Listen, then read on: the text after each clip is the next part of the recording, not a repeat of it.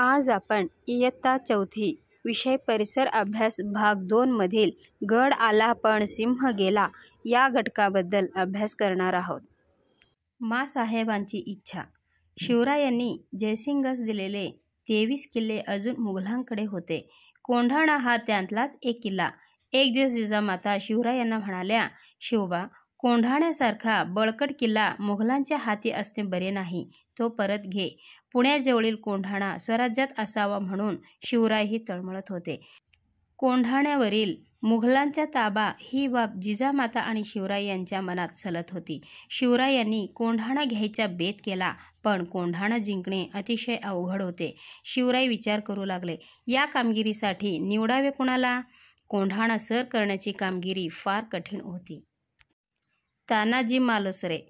तानाजी आरंभापासून शिवरायांचा साथीदार होता. कोकणात महाडजवळ उमरठे गाव आहे, तिथला तो राहणारा. शिवरायांच्या कामात तानाजीला कुचराई दिरंगाई माहीतच नव्हती. शिवाय महाराज जी कामगिरी सांगतील ती हाती घ्यायला तानाजी केव्हाही तयार. मोठा हिम्मतवान गडी. तो अंगाने धिप्पाड होता, ताकदीने भारी होता, बुद्धीने चलाख होता. शिवरायांवर त्याची अलोट भक्ती होती. आधी लग्न कोंढाण्याचे. तानाजी आपल्या मुलाच्या लग्नाच्या गडबडीत होता. त्याचे एकुलता एक मुलगा रायबा. तानाजीच्या घरी रायबाच्या लग्नाची तयारी जोरात चालली होती. लग्न 4 दिवसांवर येऊन ठेपले होते. तानाजीला वाटले, महाराज आणि माँसाहेब यांना लग्नाला बोलवावे. तो शेलार मामाला बरोबर घेऊन रायबाच्या लग्नाचे आमंत्रण देण्यासाठी शिवरायांकडे आला. शेलार मामाने शिवरायांना लग्नाचे आमंत्रण दिले. शिवराय म्हणाले, शेलार मामा, तुम्ही रायबाचे लग्न उरकून घ्या. आम्ही स्वतः काही लग्नाला येऊ शकणार नाही, कारण आम्ही जातीने कोंढाण्याच्या कामगिरीवर जाणार आहोत. शिवरायांचे हे शब्द ऐकताच तानाजी म्हणाला, महाराज, तानाजी जिवंत असताना असल्या जीवावरच्या कामगिरीवर आपण जाणार, मग आम्ही कशाला? ते काही नाही. आधी लग्न कोंढाण्याचे, मग रायबाचे. कोंढाण्याच्या कामगिरीवर मीच जाणार, मला आशीर्वाद द्या. तानाजीचा बेत. तानाजी कोंढाण्याच्या स्वारीवर निघाला. कोंढाणा किल्ल्यावर जयसिंगाने नेमलेला उदयभान हा राजपूत किल्लेदार होता. तो मोठा कडक होता. गडाला 2 दरवाजे होते. दोन्ही ठिकाणी उदयभानाने पक्का बंदोबस्त ठेवला होता. तेव्हा गडावर जायचे कसे? तानाजीने गडाभोवती टेहळणी केली. पश्चिमेला उंचच उंच कडा होता, त्या बाजूला पहारा नव्हता. तानाजीने कडा चढून जायचा बेत केला. तानाजी आपल्या धाकट्या भावाला म्हणाला, सूर्याजी, तू 500 गडी घेऊन कल्याण दरवाजा घाट. मी 300 मावळे घेऊन कडा चढून गडावर येतो. गड चढताच आम्ही कल्याण दरवाजा उघडतो. मग या तुम्ही आत. घुसा एकदम, धुवा उडवू शत्रूचा. चला. सूर्याजी आणि तानाजी दोघे 2 वाटांनी निघाले. कड्यावरून गडावर. रात्रीची वेळ होती. तानाजी व त्याचे मावळे कड्याच्या पायथ्याला काळोखात उभे होते. रातकिडे किरकिरत होते. तानाजीचे 5-6 तरुण मावळे कडा चढायला पुढे झाले. कडा केवढा उंच, पण ते कपारीस धरून, कोठे फटीत बोटे घालून मोठ्या हिमतीने कडा चढून वर गेले. वर जाताच त्यांनी दोराचे टोक एका झाडाला घट्ट बांधले. मग काय, तानाजी आणि त्याचे मावळे दोरावरून भराभर वानरासारखे कडा चढून गडावर गेले. तानाजीचा पराक्रम.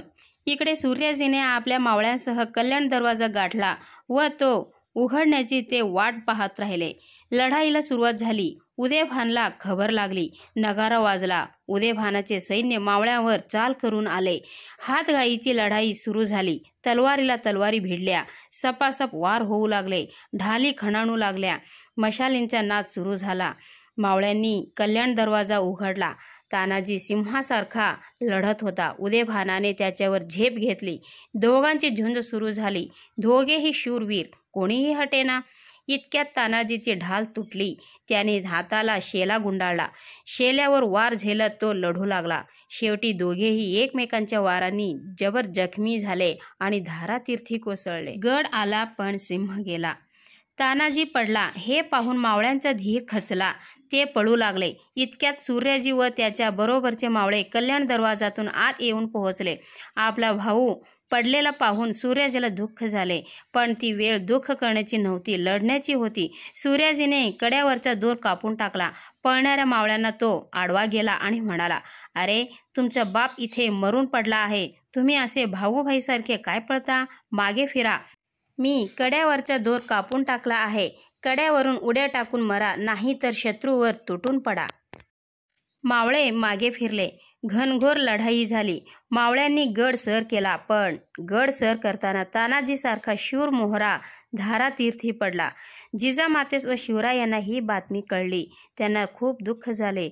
गड ताब्यात आला, पण सिंहासारखा शूर तानाजी गेला. शिवराय खूप हळहळले आणि म्हणाले, गड आला पण सिंह गेला. कोंढाण्याचे सिंहगड हे नाव सार्थ झाले. ही घटना 1670 मध्ये घडली. पुढे उमरठे गावी जाऊन शिवरायांनी रायबाचे लग्न केले.